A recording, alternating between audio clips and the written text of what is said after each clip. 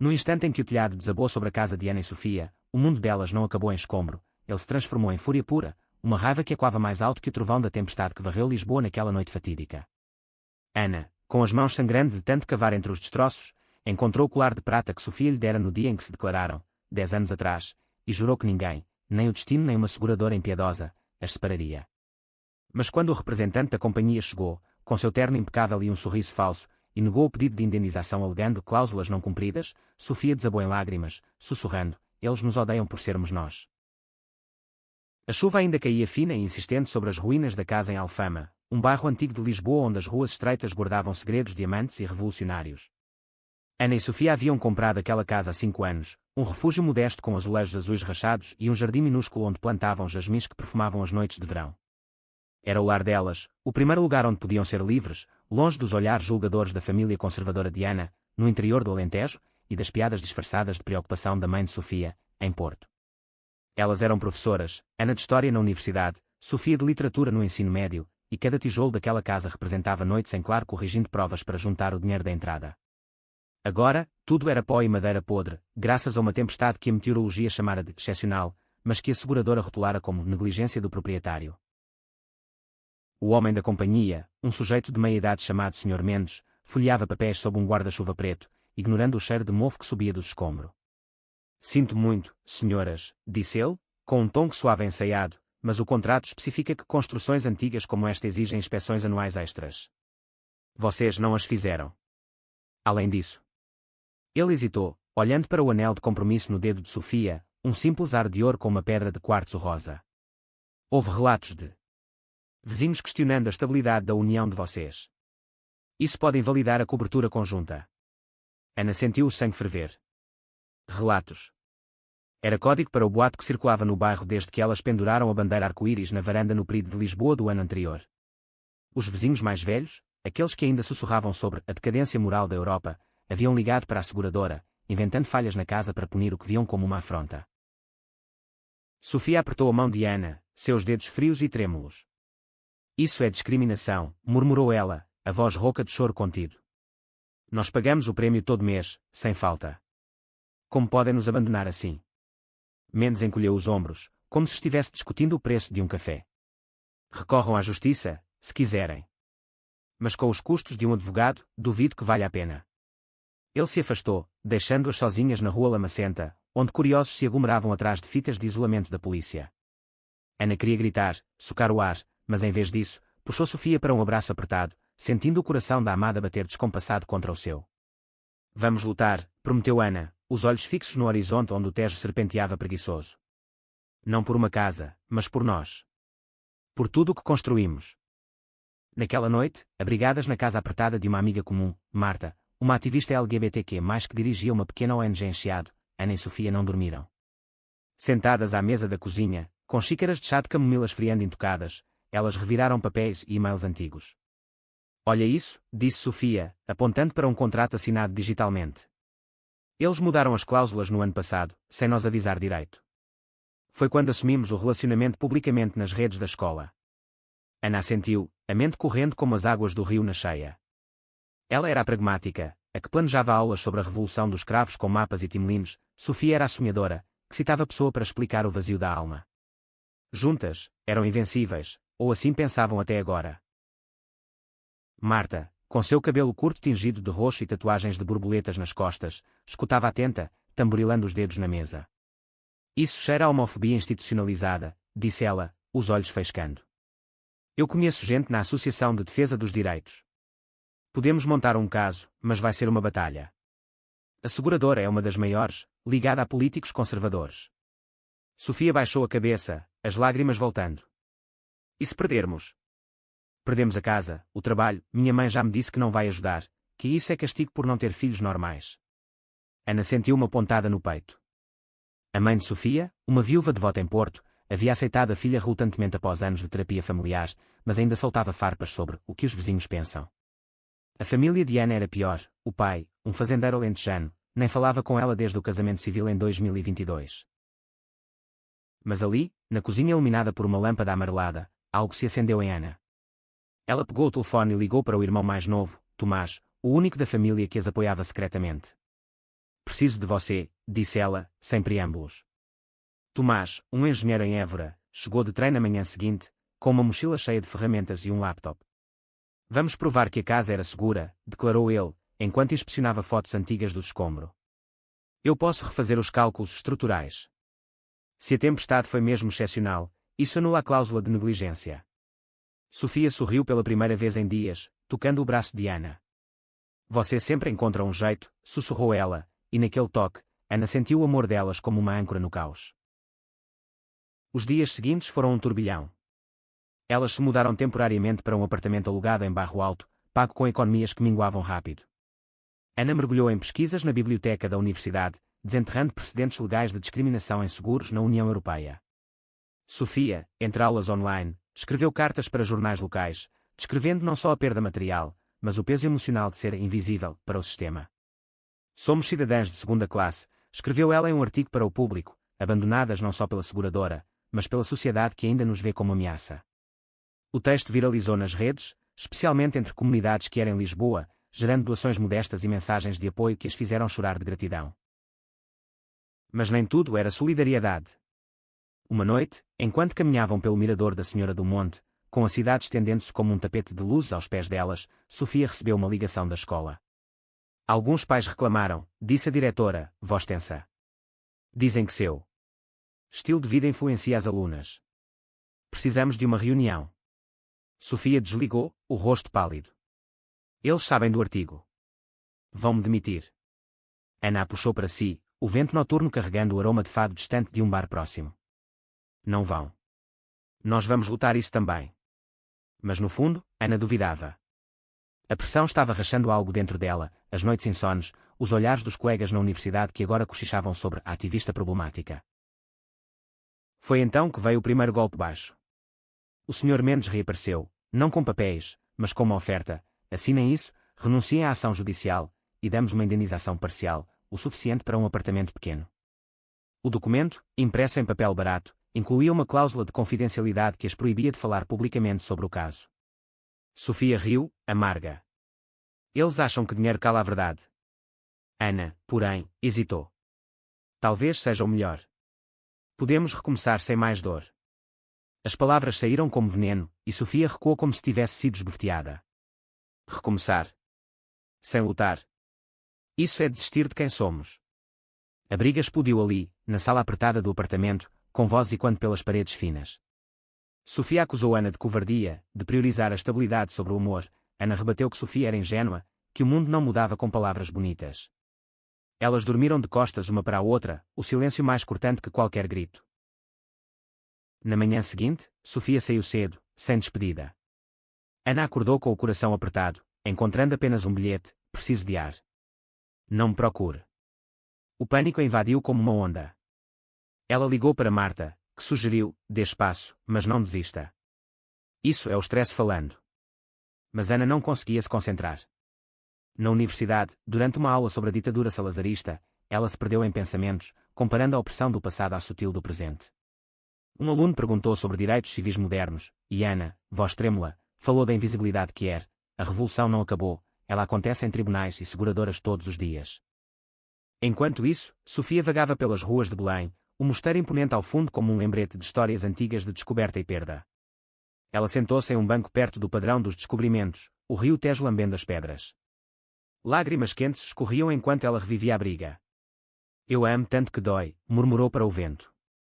Anos atrás, elas se conheceram em uma manifestação pelo casamento igualitário, Ana com um cartaz improvisado, Sofia recitando poemas de Sofia de Melo Brainer. O amor florescera devagar, em cafés escondidos e viagens de fim de semana para o Algarve, onde se beijavam sob estrelas indiferentes a julgamentos. Mas agora, a pressão as estava partindo ao meio. Sofia pegou o telefone, hesitando antes de ligar para a mãe. Eu errei, mamã, disse ela, voz embargada. A mãe, surpreendendo-a, respondeu: filha, o amor verdadeiro luta. Não desista dela. O reencontro aconteceu por acaso, ou destino, como Sofia diria depois. Ana, impulsionada por Tomás, que havia descoberto irregularidades nos relatórios da seguradora, organizou uma reunião com advogados voluntários da ILGA Portugal. No café da associação, lotado de bandeiras e posters de campanhas passadas, ela esperava sozinha quando Sofia entrou, olhos vermelhos mas determinados. Eu li o artigo seu, disse Sofia, sentando-se. Você citou nosso primeiro beijo na manifestação. Isso me trouxe de volta. Ana estendeu a mão, e elas se entrelaçaram, o toque reacendendo a faísca. Eu estava com medo de te perder, confessou Ana. Mas mais medo ainda de perder nós mesmas. Elas choraram, riram, e naquele momento, o abismo se fechou. Com o apoio de Tomás e Marta, o caso ganhou tração.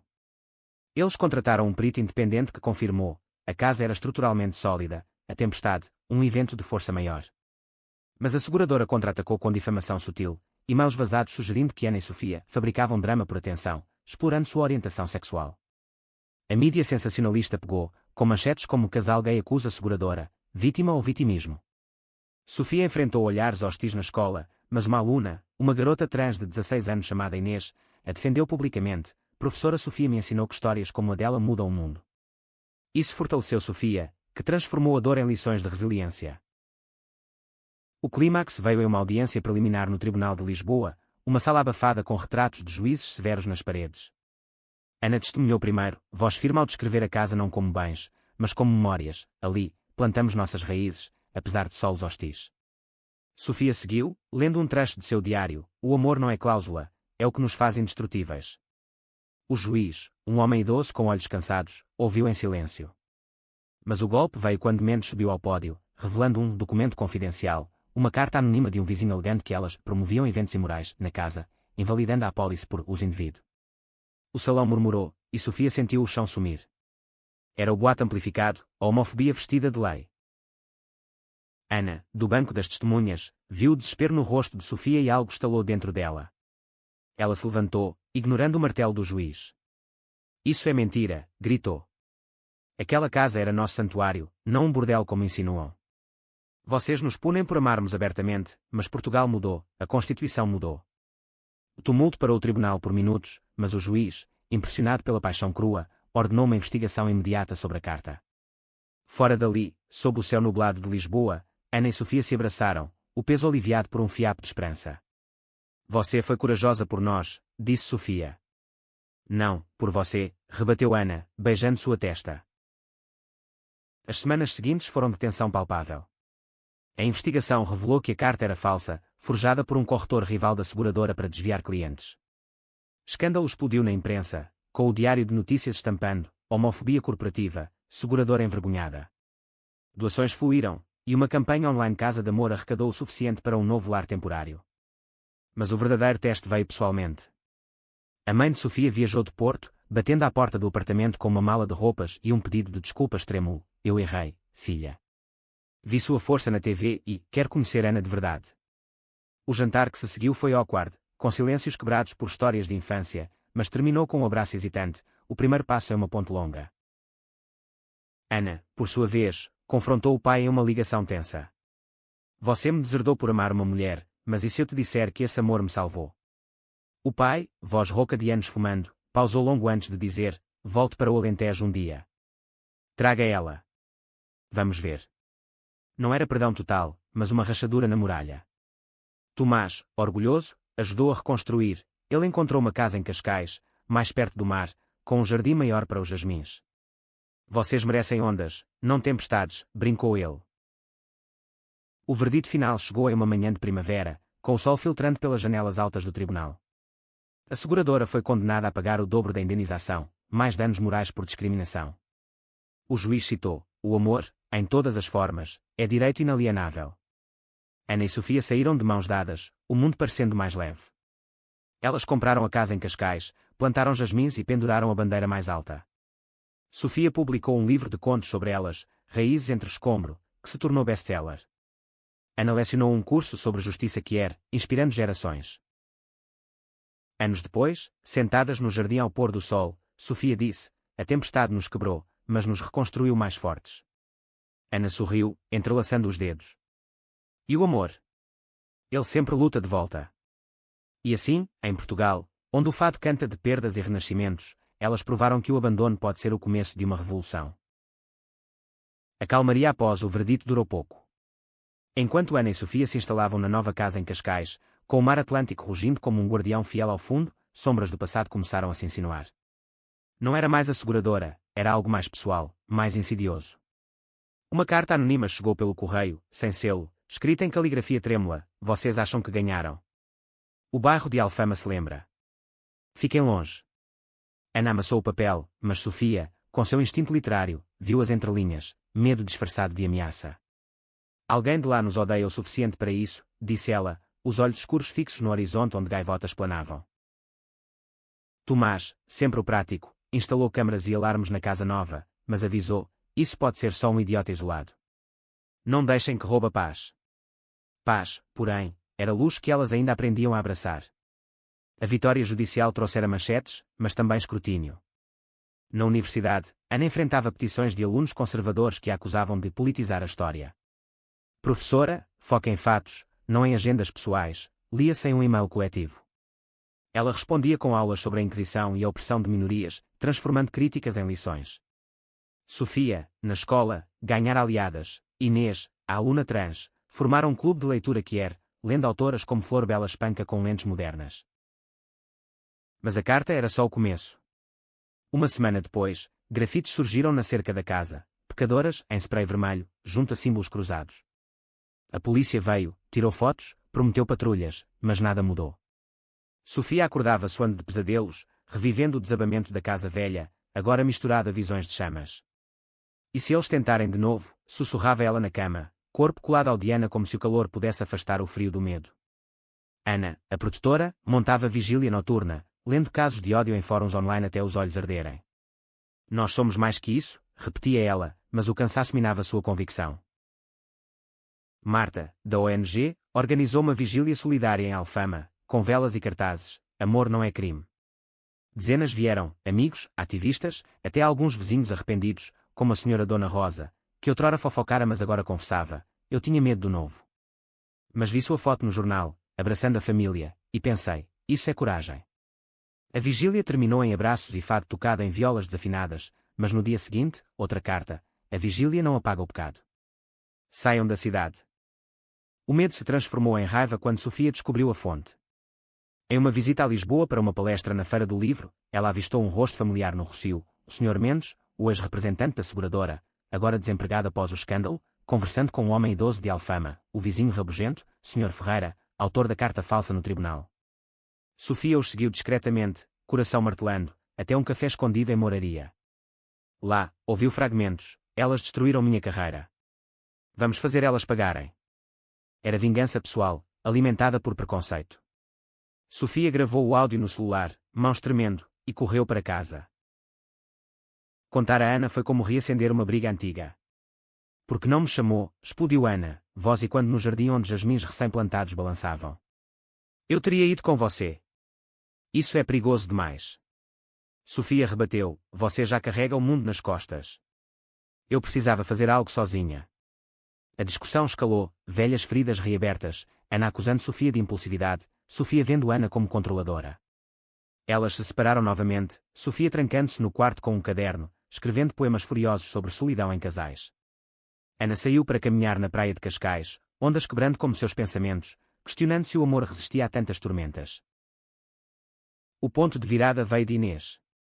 A garota, agora com 17, apareceu na porta com um buquê de flores silvestres colhidas no caminho. Professora, eu sei o que é ser alvo. Minha família me expulsou por ser trans.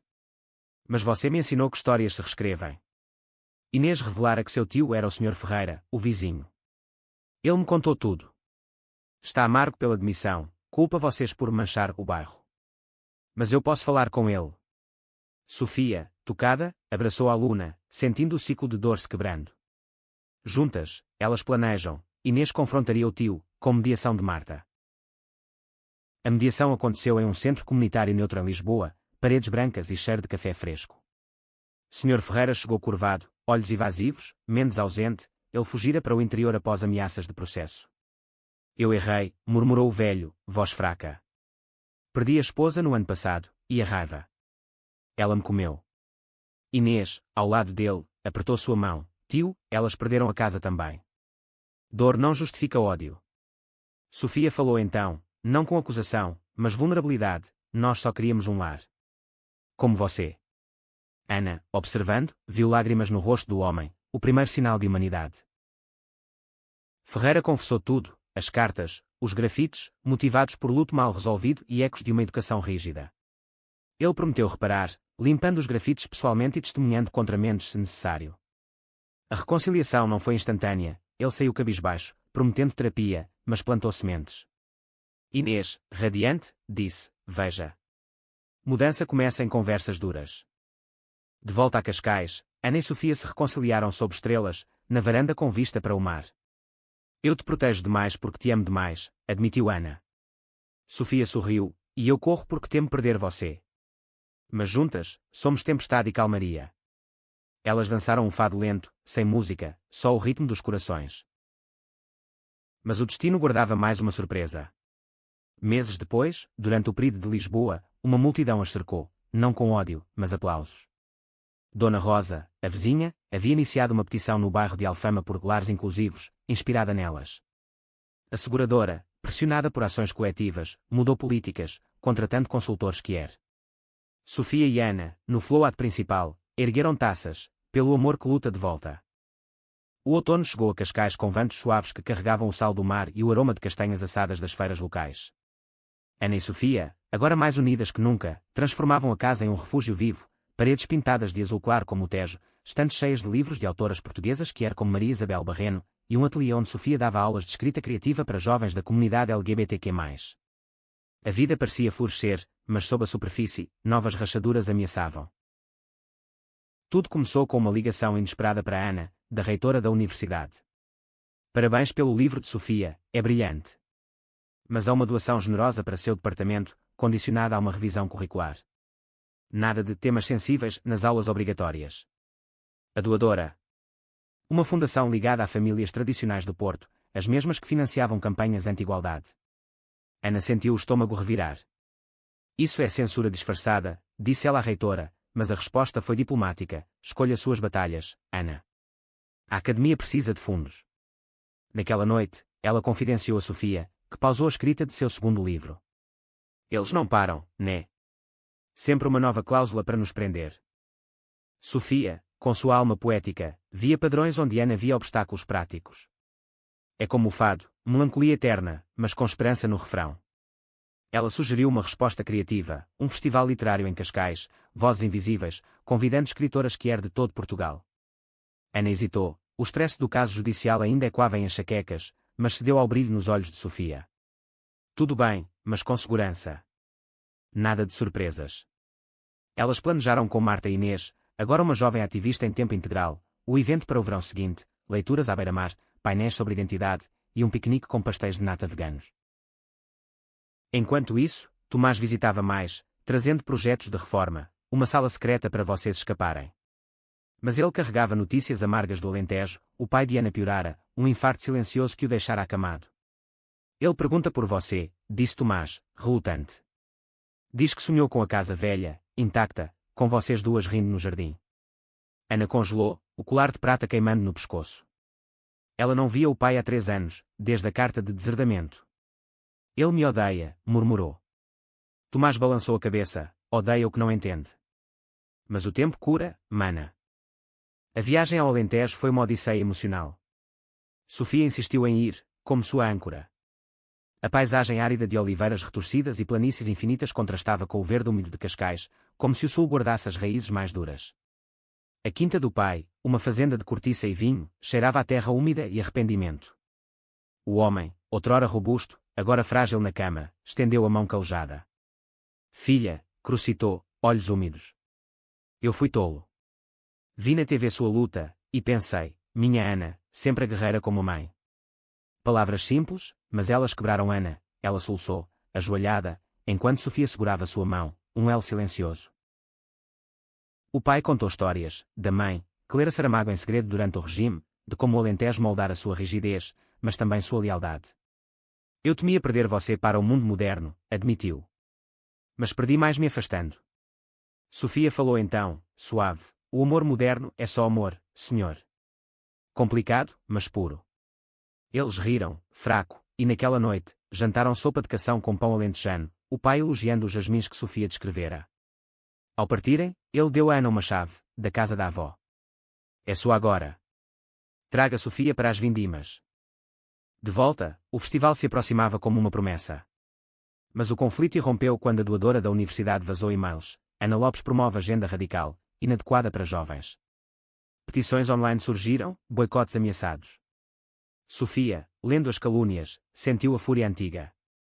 Eles nos reduzem a estereótipos para nos silenciar. Ana, exausta, sugeriu cancelar, não vale o ódio.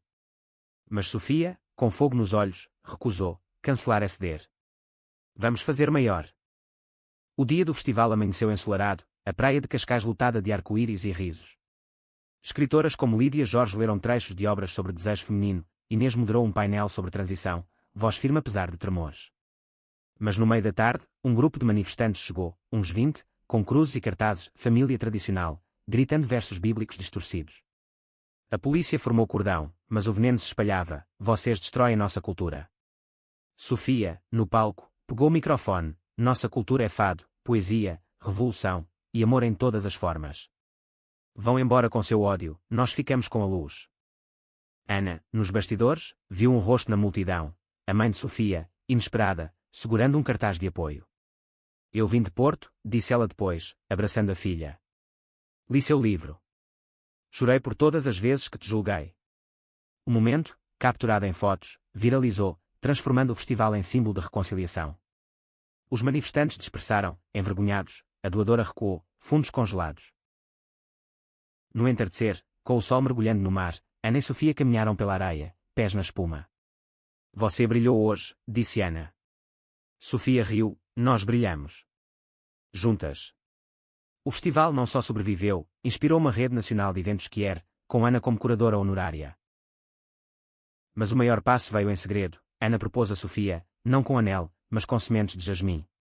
Casemo-nos de novo, aqui, no mar. Sofia, lágrimas salgadas, aceitou. O casamento, íntimo, com Marta como madrinha e Tomás de padrinho, selou não só amor, mas vitória sobre abandonos. O inverno de 2026 trouxe geadas raras a Cascais, cobrindo os jardins com um véu branco que Sofia comparava a páginas em branco, prontas para novas histórias. O casamento delas, celebrado em uma capela à beira-mar com vistas para o farol de Cabo da Roca, havia sido um bálsamo, votos sussurrados prometendo tempestades compartilhadas, testemunhas como Inês e Dona Rosa aplaudindo sob guirlandas de loureiro. Mas a lua de mel curta no Douro, entre vinhedos adormecidos, foi interrompida por uma sombra inesperada, uma oferta de emprego para Sofia em Coimbra, em uma universidade prestigiada, coordenando um programa de literatura inclusiva.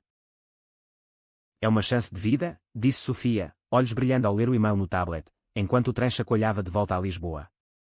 Ana, olhando pela janela para as colinas nevadas, sentiu um aperto no peito. E nós? Cascais é nosso lar agora. Minha família está aqui, o festival. Sofia tocou sua mão, podíamos ir juntas. Você poderia lecionar remotamente, ou encontrar algo lá. Mas Ana sabia, raízes não se transplantam sem dor. Coimbra era o coração acadêmico de Portugal, mas para ela, evocava memórias de uma juventude solitária, antes de Sofia, quando se escondia em bibliotecas para evitar olhares em festas heteronormativas. A decisão pairou como névoa, azedando conversas. Sofia via a oferta como escalada, Ana, como ameaça à estabilidade recém-conquistada. Você sempre foge do risco, acusou Sofia uma noite, durante um jantar de bacalhau à Brás que esfriou intocado. Ana rebateu, e você sempre pula sem rede. Depois do que passamos, merecemos paz, não outra mudança. A briga terminou com portas batidas, Sofia dormindo no sofá com um cobertor fino, Ana na cama grande, sozinha com fantasmas. Inês, agora amiga próxima, média de longe, amor é negociação, não batalha. Ela sugeriu um retiro em Évora, na casa da avó de Ana, agora herança compartilhada. Lá, entre paredes de cal branca e o cheiro de alecrim do quintal, elas caminharam pelas planícies alentejanas, o sol baixo pintando tudo de ouro. Lembra quando nos conhecemos? Perguntou Ana, parando em um olival antigo. Você recitava mar português, e eu pensei, essa mulher entende o mar em mim. Sofia sorriu, pegando uma azeitona madura, e eu vi em você a terra firme que eu precisava. Elas falaram horas, medos de estagnação, sonhos de legado, e acordaram, Sofia aceitaria o emprego, mas só se Ana viesse, adaptando-se juntas. A mudança para Coimbra foi um redemoinho de caixas e despedidas. Cascais doía como uma ferida fresca, o jardim de jasmins deixado para Marta cuidar, a praia onde juraram votos agora e quando em saudades. Mas Coimbra as recebeu com braços abertos, a universidade, com torres góticas e bibliotecas labirínticas como cenários de contos de fadas que era. Sofia mergulhou no programa, criando cursos sobre narrativas não binárias, inspirada em autoras como Isabel Allende em exílio emocional. Ana, após entrevistas tensas, conseguiu uma posição no Departamento de História Social, lecionando sobre movimentos de direitos civis em Portugal pós 25 de Abril. Novos amigos surgiram, um coletivo de artistas que era no Mondego, onde pintavam murais de sereias lésbicas e deuses trans. Mas o conflito veio de onde menos esperavam, a mãe de Sofia, agora mais próxima, mas ainda com resquícios de conservadorismo. Durante uma visita, ela elogiou o apartamento moderno, mas sussurrou: Coimbra é cidade de estudantes, filha. Cuidado com as tentações. Sofia riu, mas doeu. Ana, cozinhando um cozido à portuguesa, ouviu e explodiu: tentações. Seu amor tem condições agora. A mãe, ofendida, partiu cedo, deixando um silêncio gélido. Sofia consolou Ana: ela está tentando. Como meu pai nunca tentou. Mas a semente de dúvida plantada cresceu. Sofia começou a trabalhar noites longas, networking com editoras para seu livro, enquanto Ana lutava com alunos céticos que questionavam viés ideológico em suas aulas. Uma noite, Ana encontrou um rascunho no laptop de Sofia, um capítulo sobre amores que se perdem em transições, com personagens inspiradas nelas, uma paralisada pelo medo, a outra voando alto. Isso é sobre nós? Perguntou Ana, voz baixa. Sofia corou: ficção, amor. Mas... sim, ecos. A briga que se seguiu foi a pior, acusações de egoísmo, de priorizar carreiras sobre o nós. Sofia gritou: você me sufoca com sua necessidade de controle. Ana rebateu: e você me arrasta para o desconhecido sem olhar para trás. Elas se separaram por dias, Sofia no campus, Ana em um hotel barato perto do rio. Coimbra, com suas lanternas românticas e fado nas ruas, parecia zombar, casais jovens rindo, alheios a corações partidos. O clímax veio em uma conferência nacional sobre direitos humanos em Lisboa. Ana, convidada como palestrante, viu Sofia na plateia, olhos inchados. No QIA, uma jornalista perguntou sobre desafios pessoais em ativismo queer. Ana, voz falhando, falou: o maior desafio não é o ódio externo, é o medo interno de perder quem amamos por crescer. Sofia, no fundo, levantou-se e saiu, mas esperava no lobby depois. Eu li seu discurso no app, disse ela, tremendo. Você falou por mim. Elas choraram, abraçadas sob o teto abobadado, prometendo terapia de casal, uma ponte para águas profundas. De volta a Coimbra, com uma terapeuta local especializada em casais LGBTQ+, elas desenterraram camadas, traumas de rejeição familiar, pressões de performance em um mundo que as via como exemplos. Sofia revisou o livro, transformando dúvida em força. Ana integrou o retiro alentejano em suas aulas, mostrando como o pessoal é político. A mãe de Sofia ligou, pedindo perdão: eu vi o erro meu. Venham para o Natal, todos. O Natal no Porto foi mágico, mesa farta com rabanadas e filhós, o pai ausente mas presente em fotos, conversas fluindo como vinho do Douro. A mãe abraçou Ana: você é família agora. E em Coimbra, o programa de Sofia floresceu, com Ana CO liderando um módulo sobre história queer. Elas plantaram jasmins no balcão do apartamento, raízes em solo novo. Uma noite, no jardim botânico, sob estrelas frias, Sofia sussurrou: mudamos, mas o amor. Ele permanece. Ana beijou-a, e luta, sempre.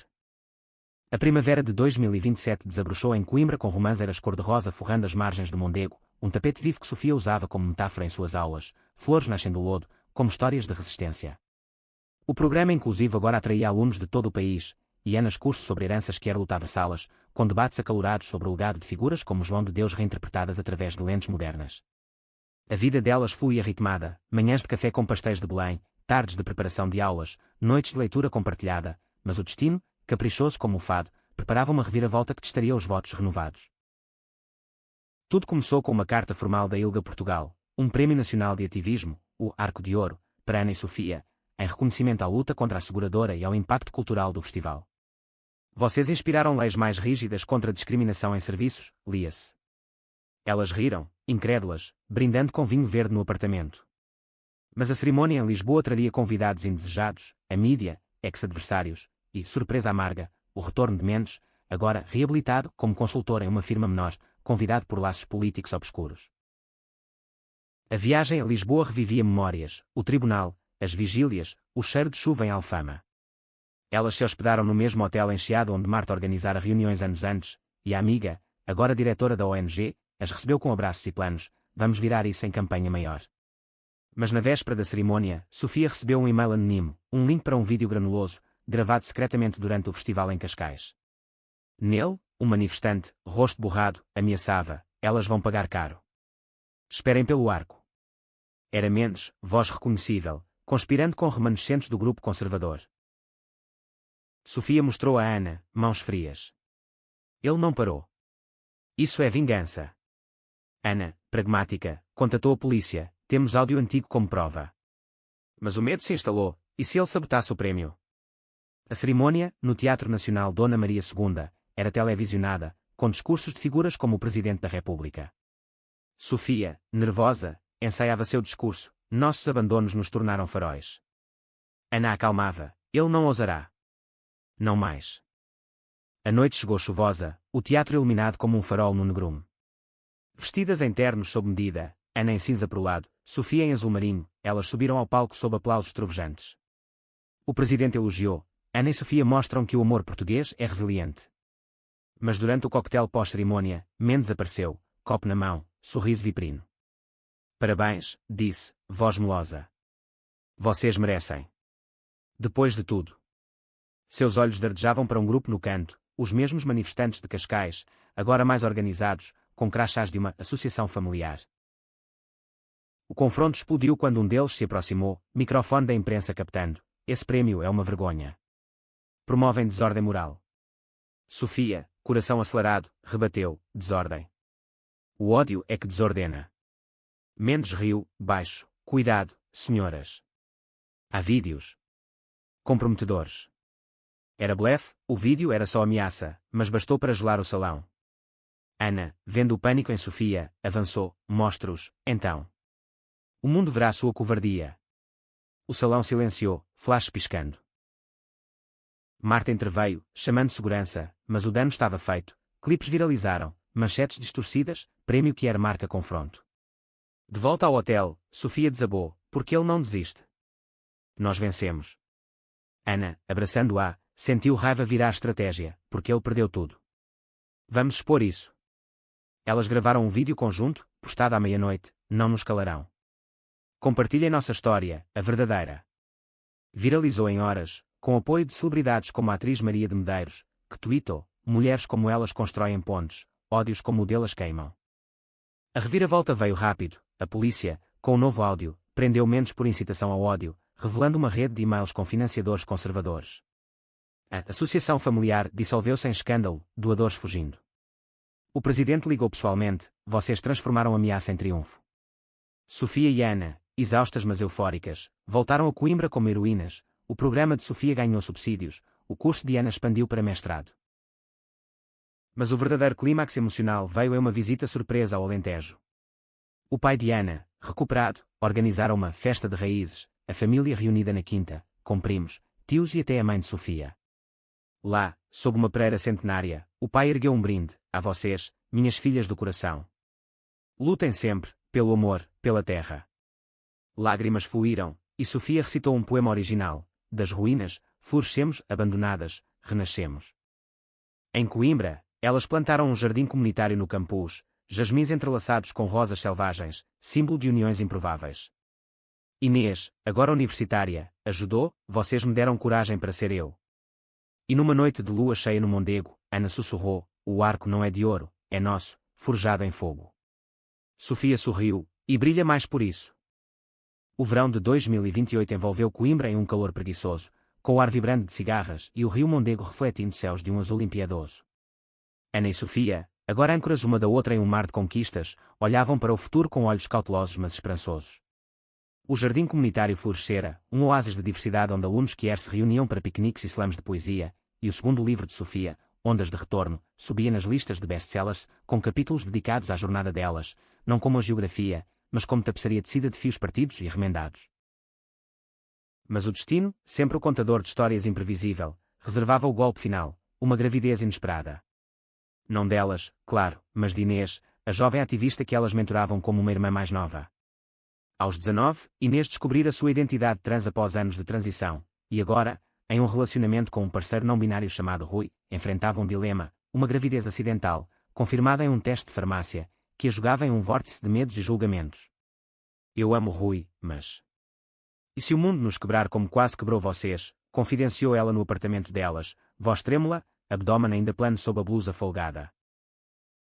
Sofia, instintivamente materna, preparou chá de hortelã e ouviu, enquanto Ana, a planejadora, listava opções, clínicas seguras, apoio psicológico, ou adoção aberta. Mas Inês chorava, quero isso, uma família minha.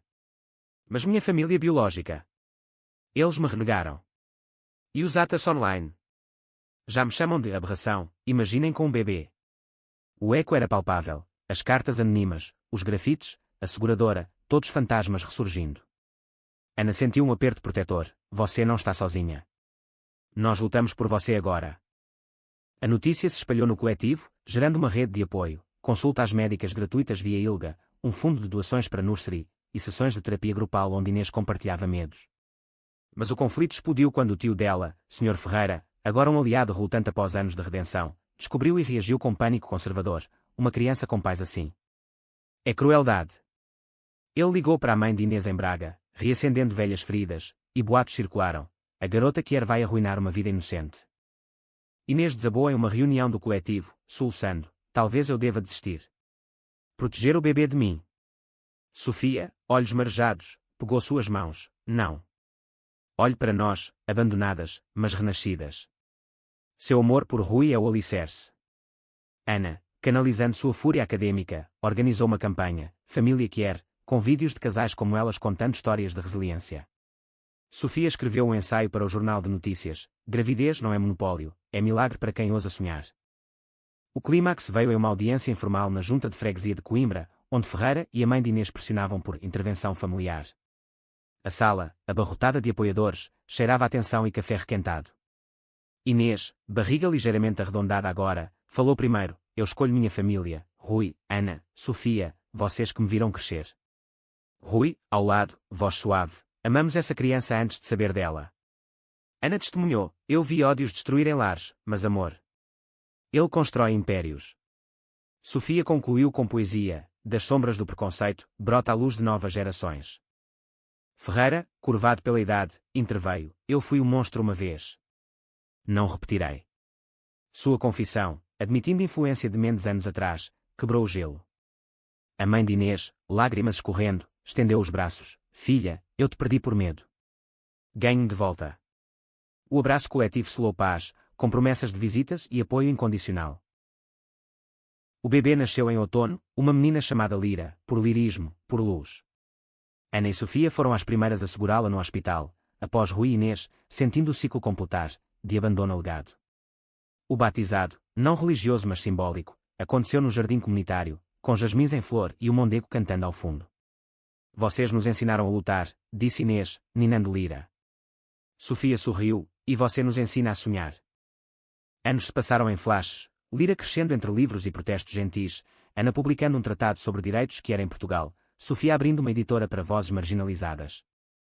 Elas voltaram a Cascais para aniversários, ao Alentejo para vindimas, construindo uma tapeçaria familiar tecida de fios de muitas mãos. No entardecer no Mondego, com Lira correndo na grama e Inês rindo ao lado de Rui, Ana e Sofia sentaram-se no banco, mãos entrelaçadas. Abandonadas pela seguradora, murmurou Ana, mas nunca pelo amor. Sofia beijou-a, suave, e ele sempre luta de volta, mais forte, mais nosso. Sob o céu português, onde o fado se mistura ao riso, elas eram prova viva, que das ruínas, renascem mundos inteiros.